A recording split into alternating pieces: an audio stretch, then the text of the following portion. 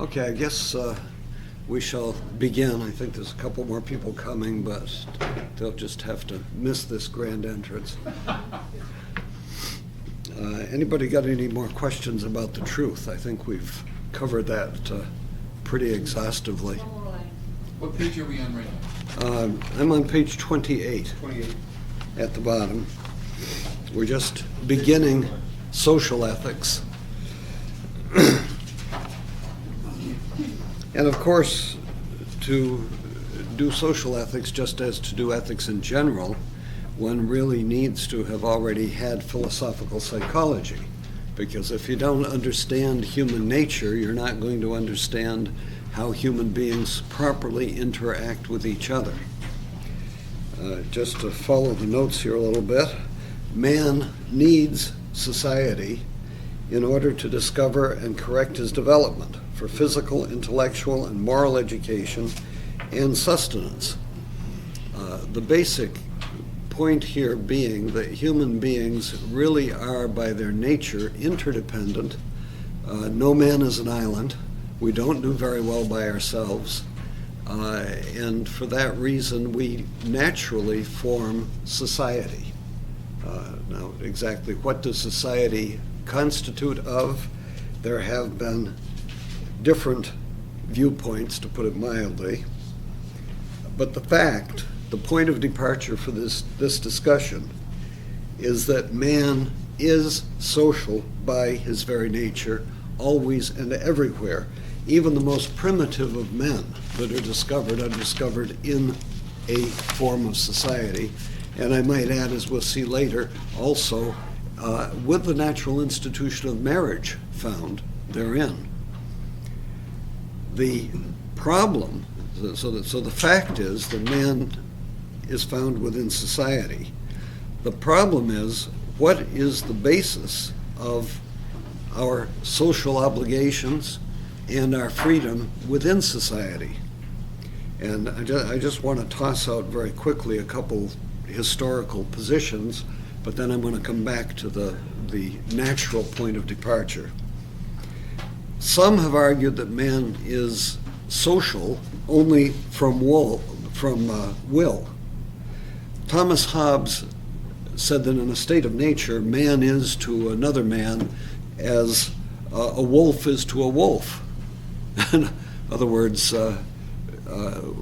we are really in a state without ethics. We are in a state where each person is for himself alone, and it is literally a dog-eat-dog or wolf-eat-wolf situation. The only way that you get out of that, according to Hobbes, is to freely enter into some kind of a contract with other men so that we will protect each other. Basically, what he's saying is you give up your right to self-governance to a government which will then protect you.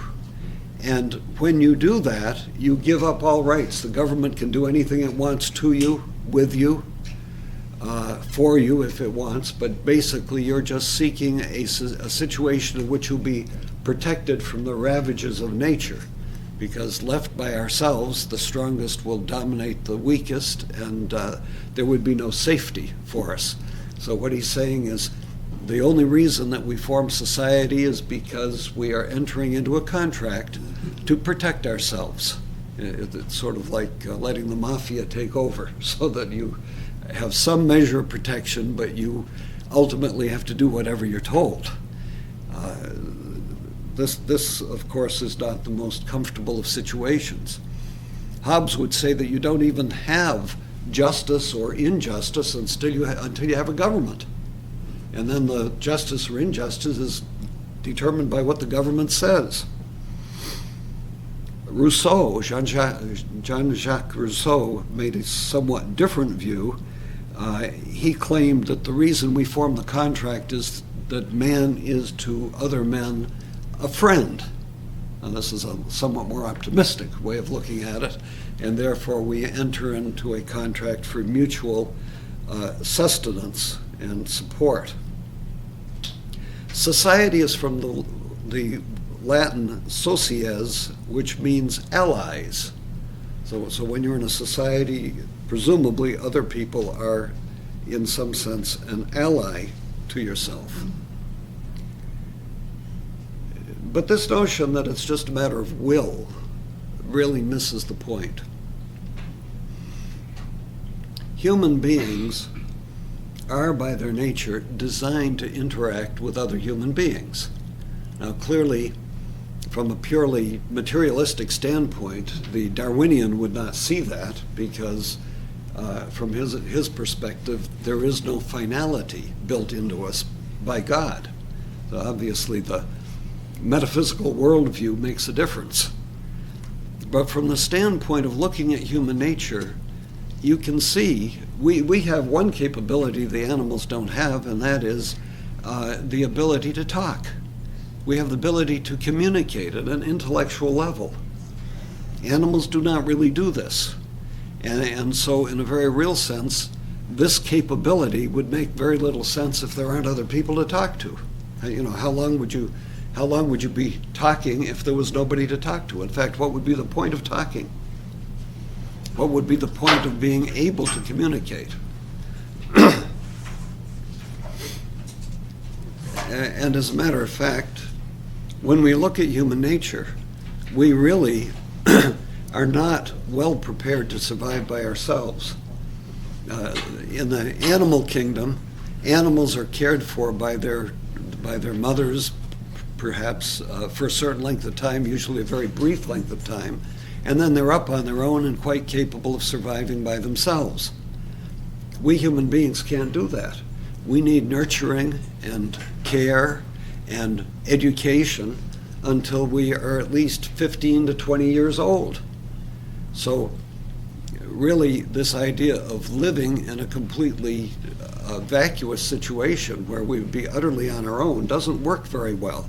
The very young need care, and also, as we well know, the very elderly need care.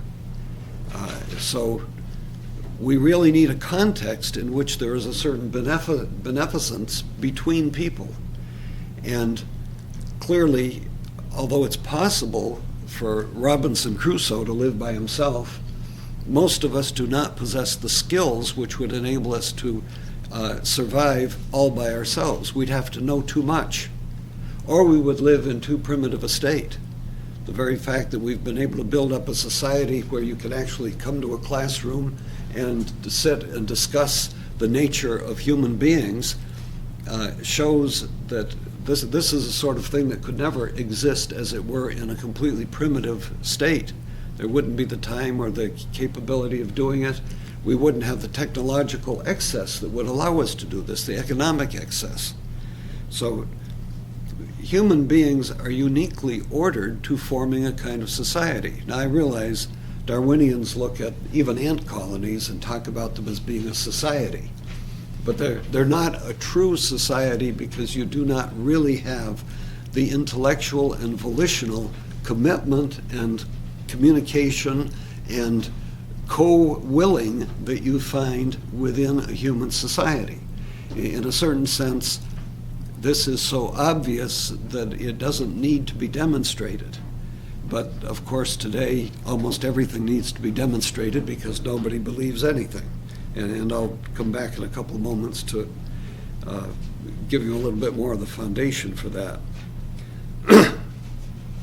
Society is defined as a permanent, moral, not physical union of two or more persons striving for a common good by cooperative activity. And let's look at each part of that. First of all, a permanent union. Permanent doesn't necessarily mean forever, but it does entail some kind of continuity. It's more than just running into a couple of people who help you get your car out of a rut. That doesn't constitute a society.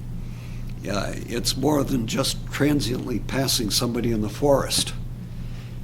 When you have a society, in some form, what you're doing is entering into a kind of agreement with others to cooperate in order to fulfill some kind of a goal.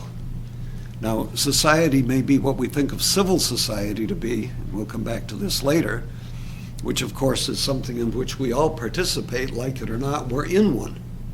And on a grand scale, some 300 million Americans, for example, and some 30 or so million Canadians constitute distinct but very real societies.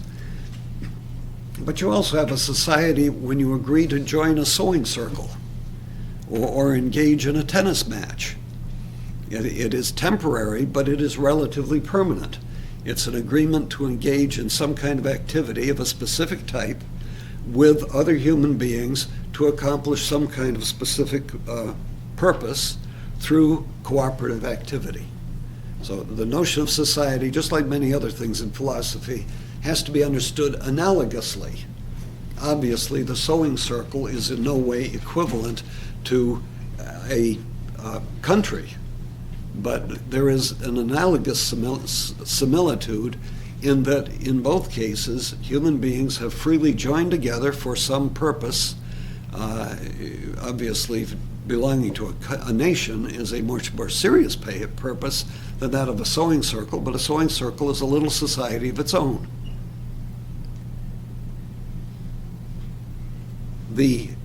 One of the common goods that binds human beings together in society is friendship. And what we call the domestic society is what we also call marriage. The domestic, of course, from the Latin domus, meaning a home. That's another kind of society. Basically, you'll see that there are two kinds of natural societies. The basic one is the family, and the second one is civil society as a whole. Aristotle, of course, differs completely from Hobbes and from Rousseau by insisting that society is not a product of pure will. It is a natural institution. It flows from the very nature of what it is to be a human being, as opposed to being simply an animal. Why man lives in society? There are personal reasons, which of course entail sustenance, keeping yourself alive. That's why we talk about the social safety net, for example. Education, which would not be available if we were to just educate ourselves, or if you had, I'm not against homeschooling, but if you had nothing but homeschooling and no way to develop the sciences that are to be taught within homeschooling, no individual family is going to develop arithmetic all by itself, or geography or history. These have to be somehow developed within the body politic as a whole, and then made available, say, through education, through schools, through libraries, through the internet, to individuals, even if they wish to homeschool their children. We seek to care for ourselves individually, but we also see that human beings interact as a group to accomplish purposes that go beyond the sustenance of the individual and of the family.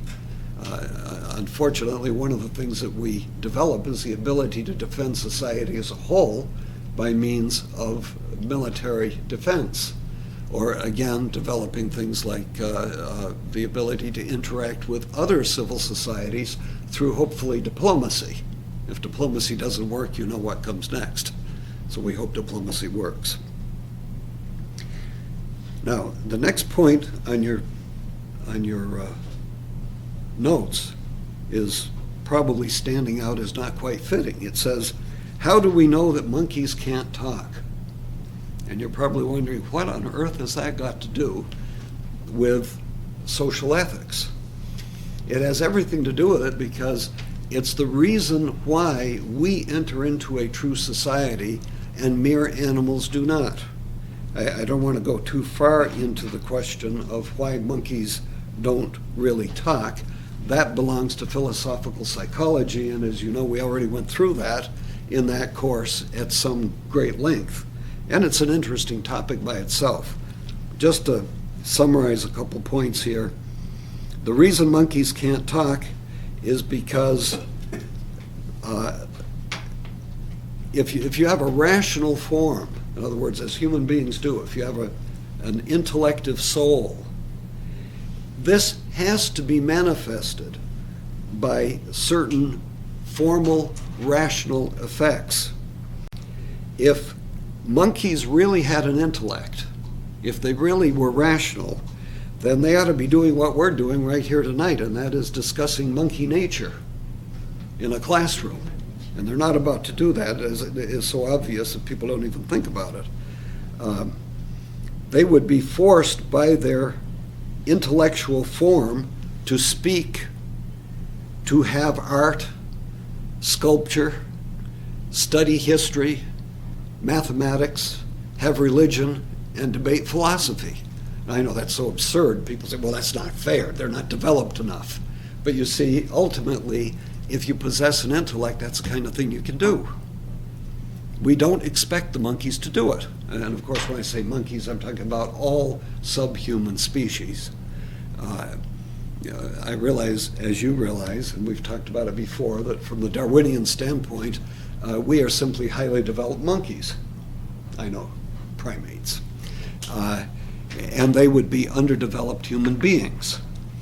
But the whole point of philosophical psychology is to show that there is an essential distinction between human beings and subhuman animals, no matter how well developed their sensory capabilities.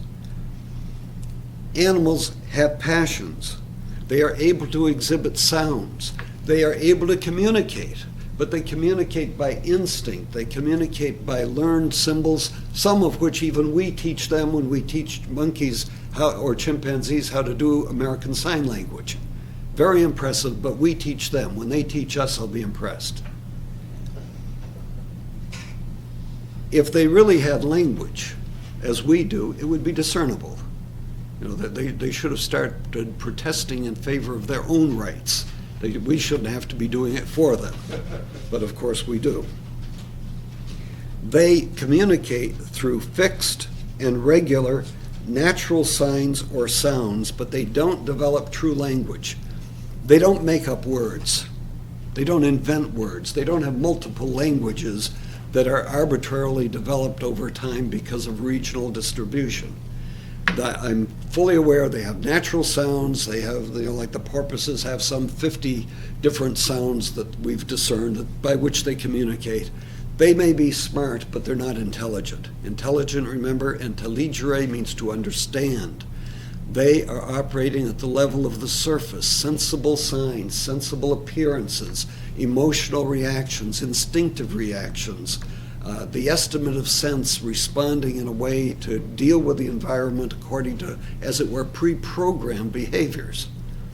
Yes, they even have tools, but then a bird's nest is a tool, isn't it? It's a very clever device designed by birds to keep their eggs from falling on the pavement. But they're still bird brains. And there's not much more you can do with it. And especially if they're a woodpecker, because most of the woodpecker's head is insulation, as it has to be. So I don't want to depart too far into that topic, as you know, we've done it before in some length. But the importance of it is this.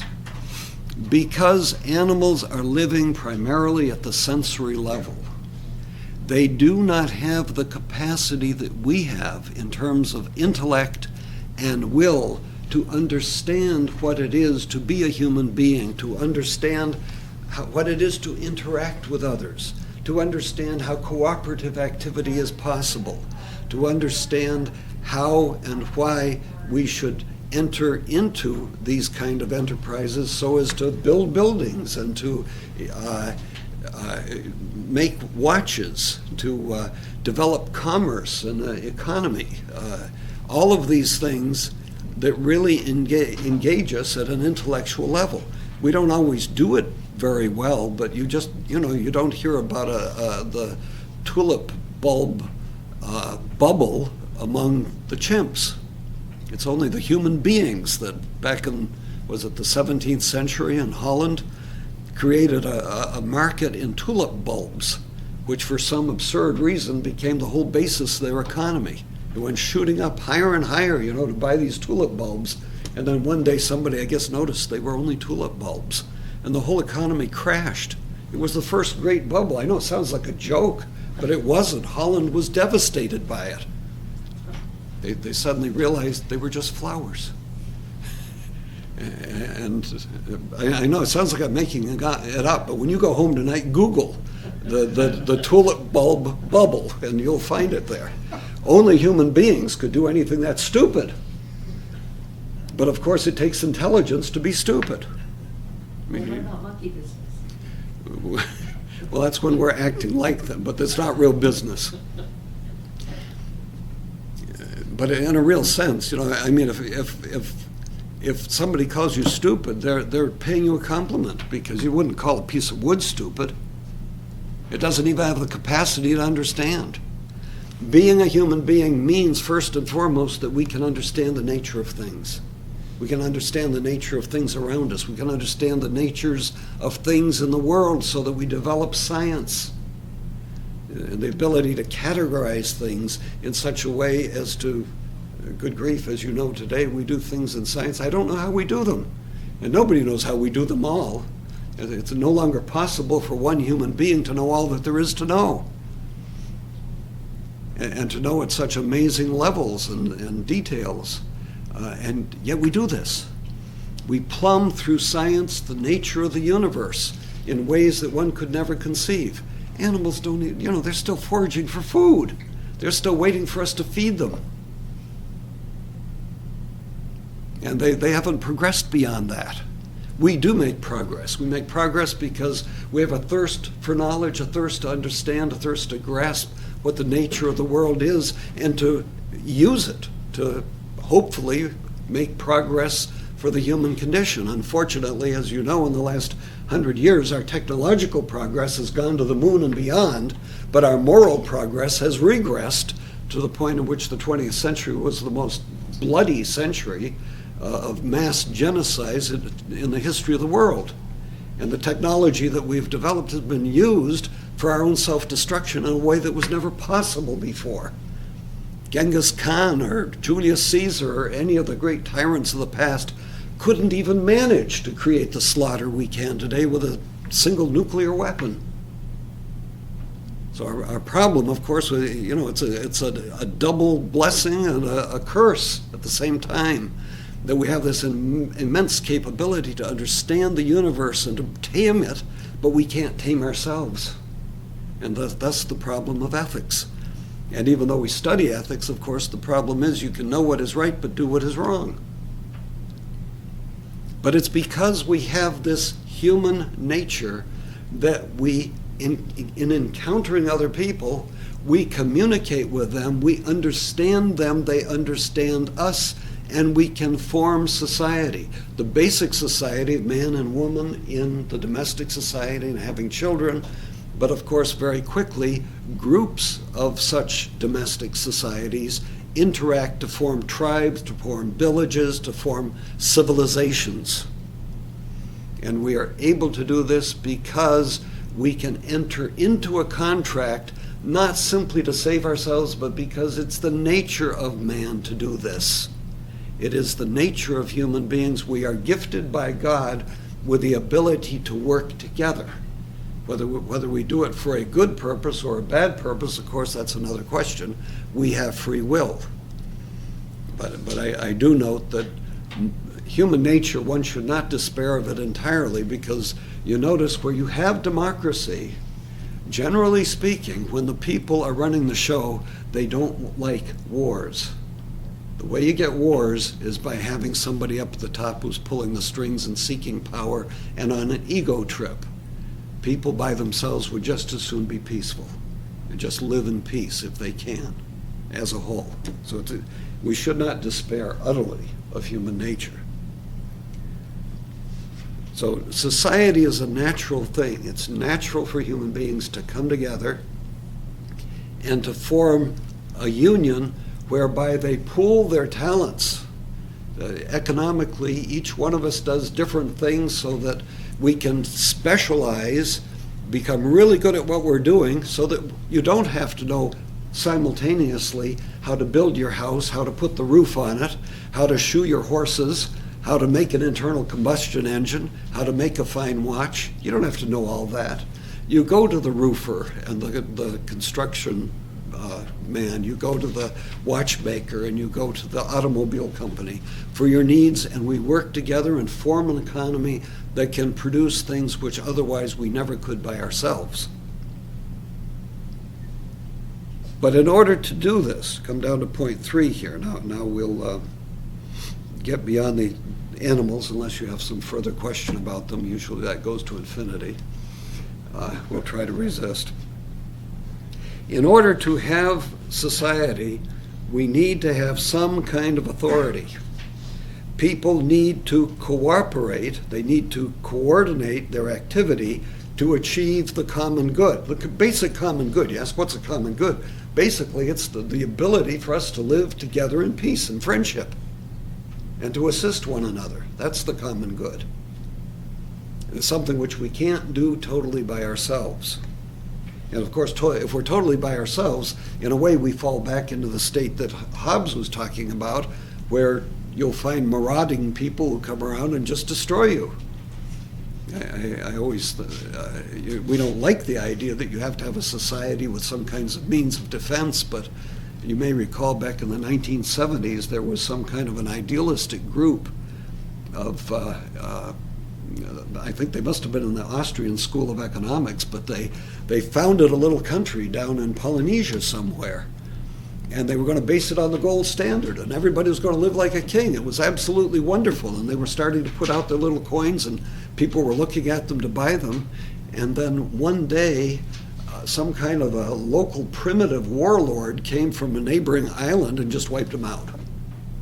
Because, unfortunately, they weren't under the umbrella of some established large country. So in this world, having nations is not the worst of all situations. We derive the protection from our nation that allows us to live in peace. And that is a blessing. Left to ourselves, some people will still be thugs, unfortunately.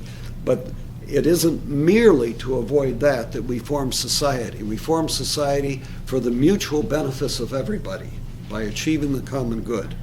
And it isn't just that you need authority. What really is the essence of the society is the bond, the agreement to live together in harmony to achieve a common good. To do that, you need authority. Some authors would say that authority is the measure of having a society, but I would say rather it's kind of a byproduct. It's something you need. It's a per se accident. It's something that belongs as a property that you need if you're going to have a society. There must be authority. But it is not the cause of the society. The cause of society is the agreement, the contract, if you will, the Constitution, by which people agree to live together, giving a legal basis, if you will, for what they're doing. Man is, let's go back to our notes. I never want to completely lose the notes here. We have a good principle here to remember, that there is no coordination without subordination. Somebody has to be in charge. That doesn't mean you have to have a dictator, but if you're trying, for example, to fight a war, if you're trying to take a hill, let's say, with a couple platoons, you can't just have everybody in the platoon do anything he wants, can you? You have to have some kind of a military structure. Somebody's got to be in charge. Somebody's got to say when to charge. Somebody's got to say how to do it and how to use the troops effectively. And so it is in everything in society. There has to be some way of regulating behavior, otherwise you have total chaos. You have anarchy. Really, that's what would result. Now, it sounds like, because you've got somebody in authority, it sounds like you're going to have a dictatorship. No, the point is, you can still have people self-governing if they, let's say, elect and determine who is going to have the power to make these decisions and retain the natural right to remove that person if they misuse the power that they've been given. But somebody has to make decisions. It could be by a king, it could be by a benevolent dictator, hopefully. It could be by an oligarchy, it could be by a parliament, it can be by in the form of a republic, doesn't matter, but you have to have some way of establishing some kind of order within society so that the common good can be served. Man is by nature social, point number 4. I've already hit some of this, but I don't want to miss anything. The capacity for communication results in social life. We already touched that. The continuation of the race requires domestic society. If you don't have marriage, human society is going to die out. And marriage is the natural basis for the continuation of the race. I know that today some people say, well, how do you know it's got to be marriage? How do you know it's got to be a man and a woman? In a very real sense, I'm always tempted to say, well, if you do not recognize this as a starting point, there's no point in discussing anything further. If you think you can take 2 men or 2 women and perpetuate society, I really don't know where the discussion's going to go. Because if you, for one moment, take that hypothesis seriously, you're already in Wonderland. And anything may logically follow therefrom. So I would take it as a given that the domestic society, men and women forming an individual, marriage, 2 people on a constant basis, is the natural foundation of civil society, and incidentally, it always has been. All of the best historical records show that that is how it works, no matter how far back you go.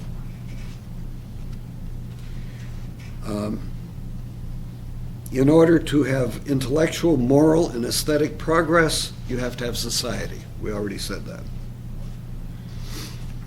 Considering the individual human being, man, there's a distinction that has to be made. Considered as a person, man transcends this world, because as a person, you have a spiritual soul with a spiritual intellect and a spiritual will, which makes you an end in yourself, a value that transcends anything in this world. So in a very real sense, the group exists for the person, because man himself is a whole and has his own personal good, which transcends this world. The basis for this is our spiritual soul. But at the same time, our spiritual soul, which is the substantial form of the living person, is incarnated, infleshed in matter, in a body. And it's the body that individuates the soul. A little bit of metaphysics here, you may recall. We share the same substantial form, the intellective, rational soul. We'd be all the same person if there wasn't some way to divide us up. In the case of the angelic order, each angel is a species unto itself. But in human beings, what makes us different is each one of us has a spiritual soul in a different body. What individuates the soul is the matter that receives it. Otherwise, we'd all be the same person. So the principle of individuality is corporeity. It is the body in which the soul is present. So matter is the basis for the individual. Considered just materially, then man is a part of the society. And as such, he is subordinate to the group, as the part is for the sake of the whole. Now that leads to a certain degree of conflict, because in a certain respect, we have to work together. And if you try to disorder society, somebody's going to say, you don't have the right to do that. Sometimes people will assert, I've got the right to do anything I want. We'll say, no, you don't. You can't kill your neighbor. You can't rob from your neighbor. You can't rape and pillage and so forth. Because in society, You are a part of the whole, and you are subordinate to the whole insofar as you cannot violate the common good, which respects the rights, the dignity, the persons of everybody else in society. So no man is an island, but we also cannot be a beast amidst our fellow men. And yet, the other principle comes into bear. We are persons, and we cannot simply be used as a means by society to some end. We can't thrust you into slavery. We can't force you to do things against your conscience. When I say we can't, of course people do this, but we oughtn't. It's a moral can't. We are not permitted to do this morally. So there is a balance here. Society exists for the individual insofar as society is supposed to respect the personal dignity of each person. But individuals who have contracted to form a society must realize that some of the goods they seek are subordinated to society as a whole, so it's such that you cannot rampantly trample upon the rights of others. So there is a kind of a conflict here, but it has to be resolved by ordination, by laws, by governance that respects both goals at the same time. The proper subordination of individuals to the common good, but without denying them their basic human rights as persons. All right, let's go over to page 30.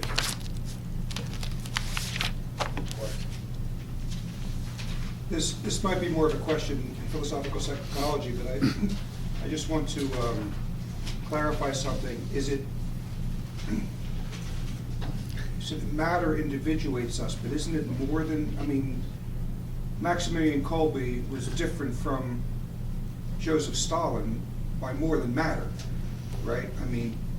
Well, the matter, all right, you're right.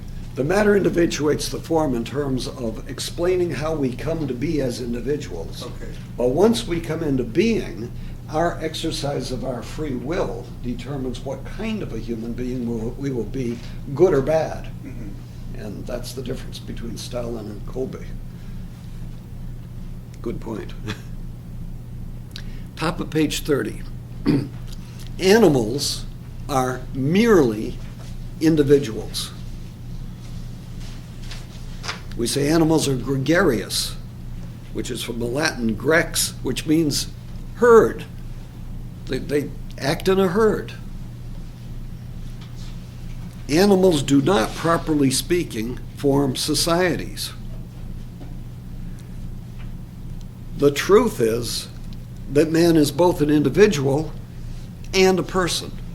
He is an individual person. The problem with a totalitarian state is that the state aggrandizes to itself the totality of everything, so that the individual, when we say individual, is completely subordinated to the all-powerful state. In a totalitarian state, everyone is treated as if he is merely an individual. But we are not merely individuals. We are individual persons. And because we are persons, everybody has certain inalienable rights endowed to us by our Creator, as the Founding Fathers in the United States properly noted.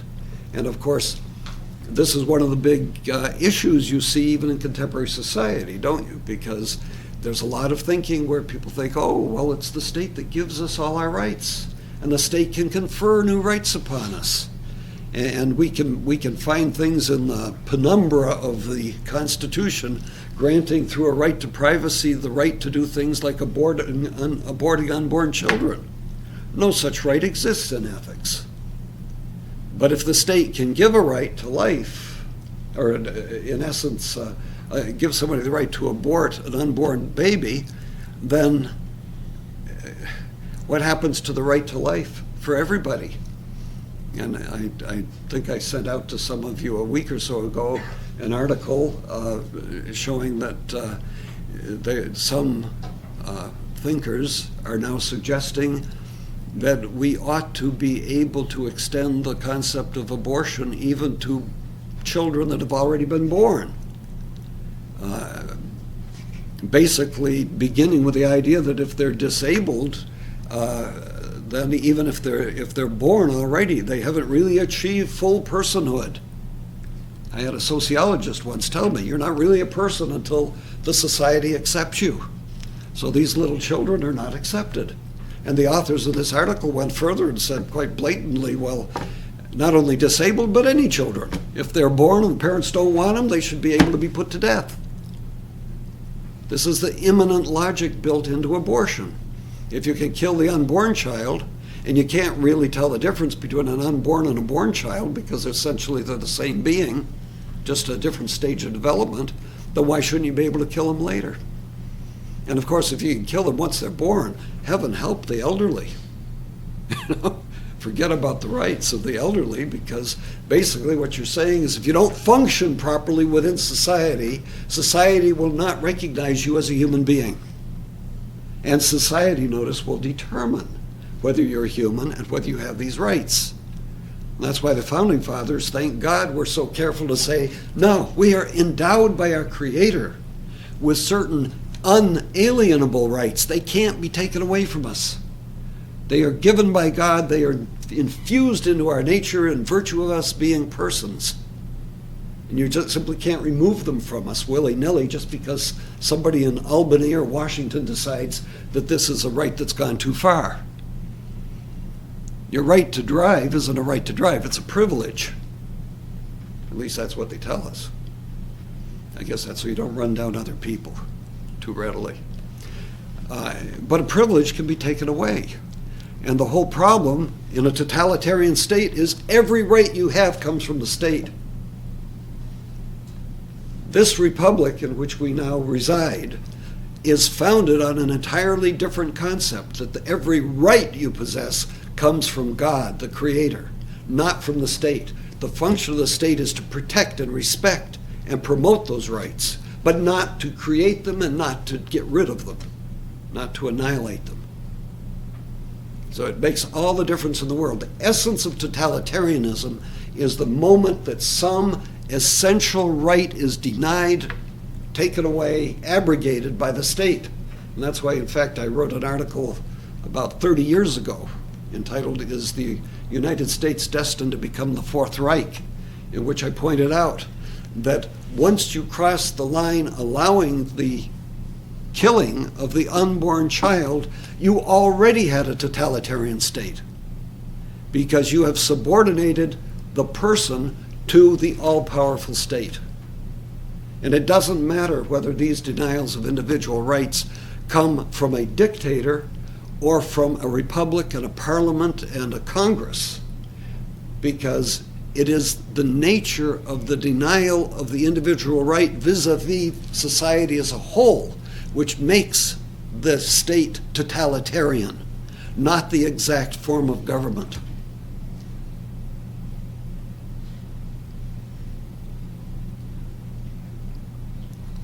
Let's go to point 6.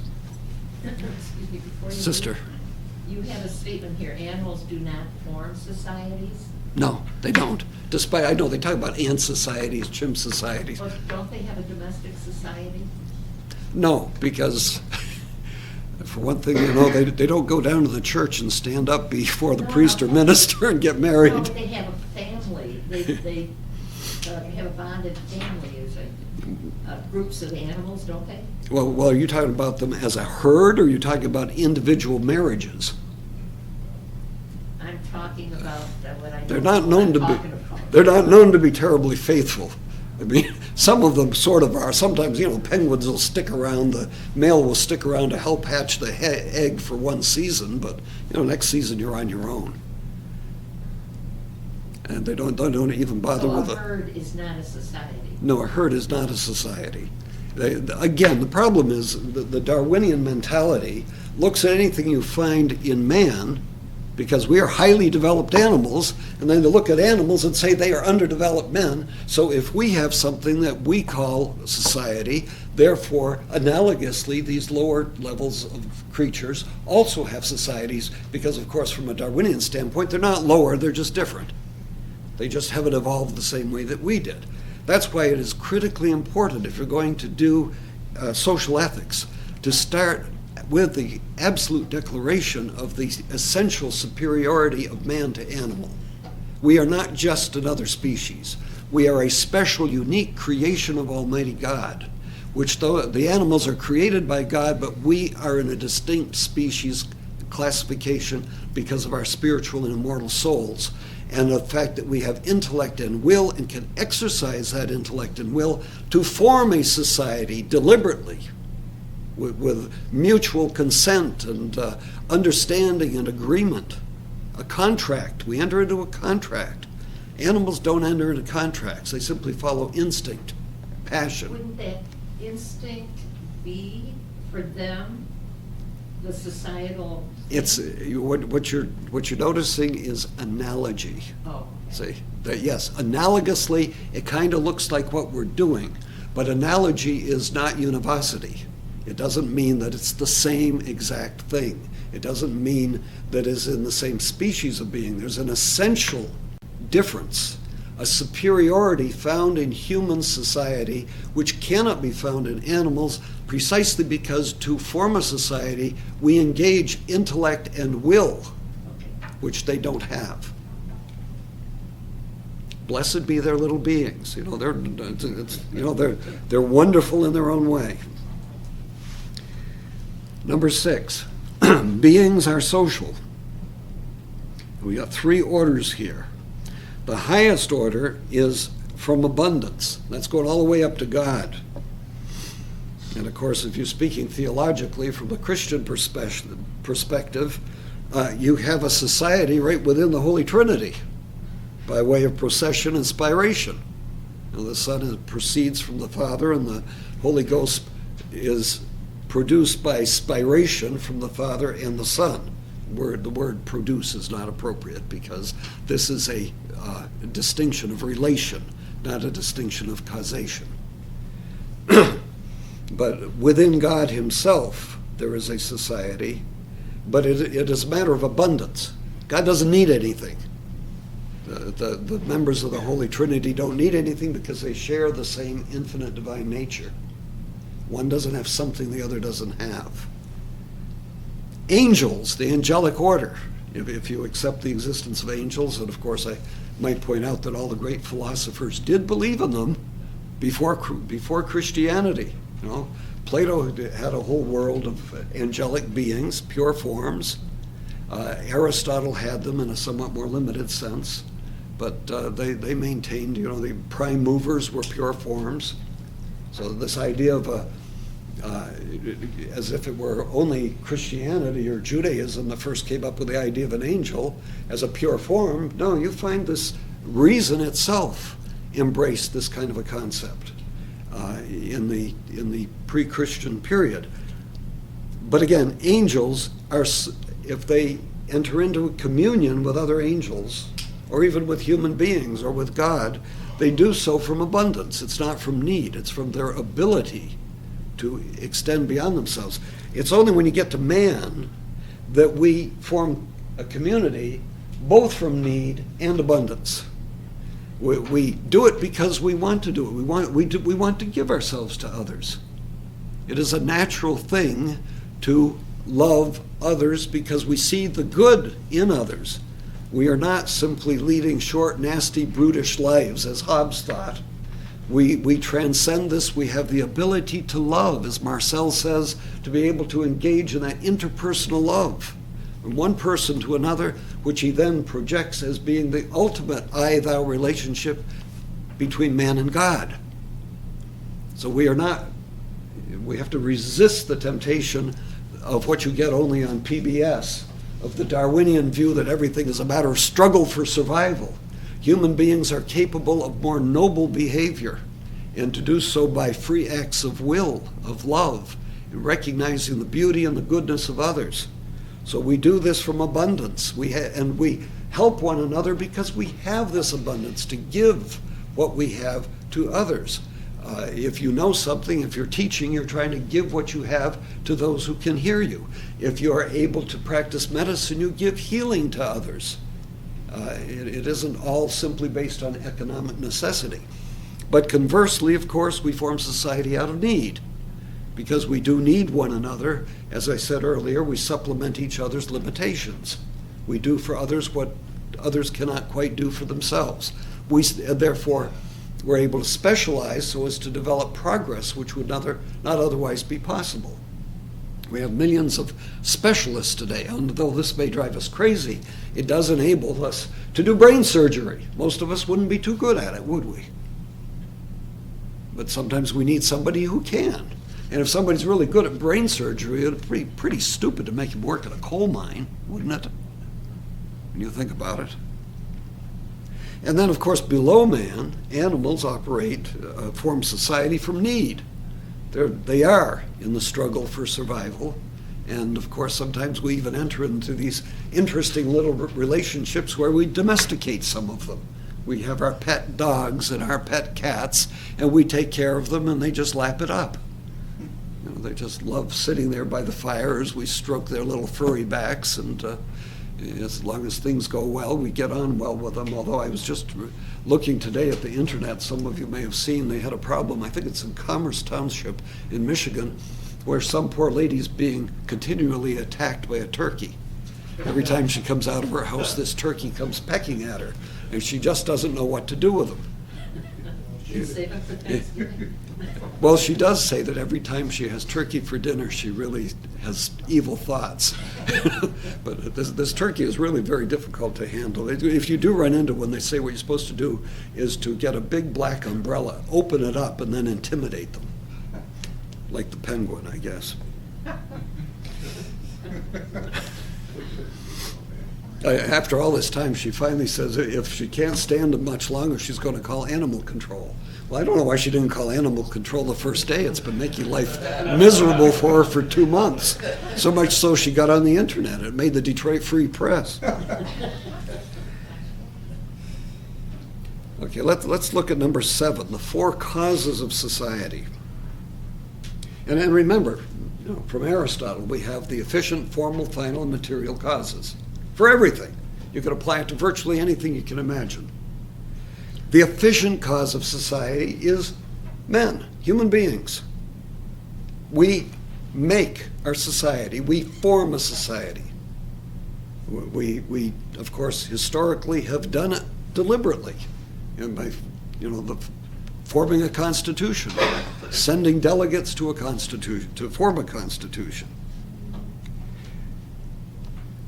We act as the efficient cause to put form and matter together. Now, the matter of society are the human beings that are going to be part of the society. Individual men are the matter of society, the stuff out of which society is formed. The bond, the form, depends. It depends upon the final cause, which is the end, which in civil society is the common good, but the bond could be anything. It depends on what you want it to be. You can form a contract by drawing up a constitution which will determine the way your society will work. In the United States, we have a congressional system, a republic. In Canada and in Australia and in the United Kingdom, there's a parliamentary system. This is built right into the constitutional or hereditary basis of the government. And so that can be created, that bond, that agreement can be different. But in both cases, for human civil society, the aim, the end, should be the common good for everybody, as we've already described it. Now, of course, remember, if it's a sewing circle, your bond is going to be a little bit different, isn't it? You only agree to get together to sew things. I don't know, I'm not an expert on sewing. And thus it is. Examples of bonds here. Tennis partners. You form a little society even when you agree to go play tennis with somebody. And you notice there are rules, aren't they? When you agree to play tennis, you're supposed to abide by the rules. And your opponent will get very upset if you make up your own rules as you go along. And he probably won't keep playing with you. He'll dissolve the society. Getting engaged, that's an agreement, that's a society between a man and a woman. It isn't marriage. It doesn't allow you to sleep together, although most people don't seem to understand that today. It is an agreement at a later point in time to enter into the contract of marriage. It is not marriage itself. But in more traditional days, I know today, if somebody, they break the engagement by throwing the ring at the guy or something. But it used to be if you broke an engagement, you could be sued. You had entered into a formal contract. Breach of contract. Breach of contract, absolutely. You could actually get sued for breaking the engagement. And now the only suit that arises is in well, I'm thinking of the little courts you see on TV. What do they call that? No, what's it technically called? Small claims court. And usually it's fighting over the ring. Who has to give it back, or do you have to pay for it, or what? Marriage, of course, is quite different. That is a permanent union that is a little bit more permanent, much more seriously permanent, and which has a lot of things entailed in it, which we will consider when we get to it. Corporations, the formation of a corporation, that's a bond. Supreme Court claims it even forms a legal person. I don't know if I want to go that far. But it is a society of individual human beings who have agreed to join together for the purpose of, say, economic profit. But sometimes they will add to their constitution, to their incorporation, purposes, such as saving the planet, if they're going to think they can do that, or whatever special purpose they may have. And okay, the division of society. The first basic foundation of all society is the domestic society, or the family. Marriage is a natural institution. And of course, here again, one of the big problems you have is anybody who's trying to create a totalitarian state wants to get rid of the family. And it is not purely accidental that we have in our own time seen what can only be described as an outrageous war upon the family. Everything that can be done in society to undermine, create substitute fictitious forms of family that don't really exist except in the mind of legislators, to make it easy to get divorce, which also undermines the stability of the family, to make it difficult for the father, for example, to stay within the family in order for the family to get welfare. That, of course, undermines the family. Intrusions upon the rights of parents over their children with respect to forced sex education in the public school, things of that sort. All of this undermines the status of the family. Tax consideration, tax policies that make it more expensive to be married than to be single. This kind of thing, wars against the family. But the family is a natural building block of society.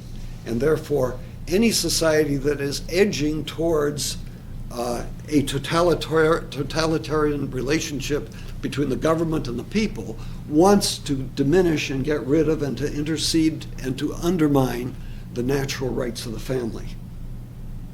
This, of course, we saw, for example, in Nazi Germany, where the children were indoctrinated, separated from the family, indoctrinated and told to spy on their parents and report the behavior of the parents to the government. See, that again was another way of destroying the family. So if you want to maintain a free society, you must retain a free and vibrant family unit, independent of undue intrusion by the state.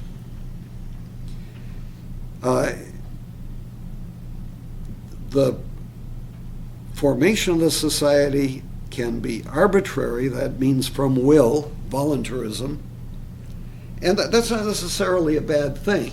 It doesn't work for marriage, it doesn't work for civil society, but it works for playing tennis, forming corporations, and all of the other things, joining some lodge or something. This is potentially infinite number of such societies based on an infinite number of common goods. Anytime you get a group of people together who want to form, be it the Boy Scouts or Tavern Lovers of America, whatever you have, anything's possible. But natural society, from nature, there are only two. The domestic society, which is the family, and civil society as a whole, which of course we will study in detail. That being the case, we'll take up section 16, domestic ethics, next time we meet.